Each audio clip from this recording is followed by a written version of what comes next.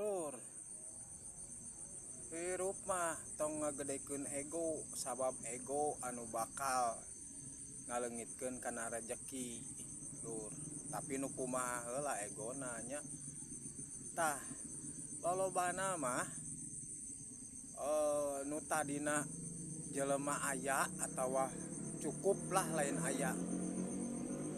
Ari pek dibawa usahana mundur. Lamun eudeuh usaha deui teh kadang-kadang dibere jalan anu leutik teh embung lur. Hayangna teh jalanna teh anu gede we, nu instan we, tah kitu lolobana mah.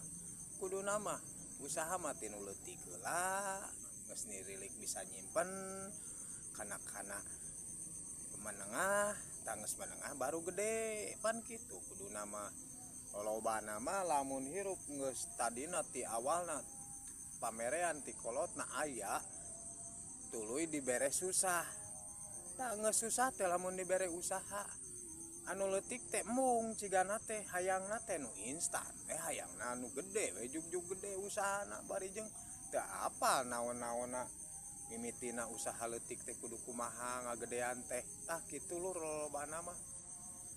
Matak piceun heula ego, sok kadaek heula rek kumaha-kumaha oge. Lolobana mah ego lur, tah kitu.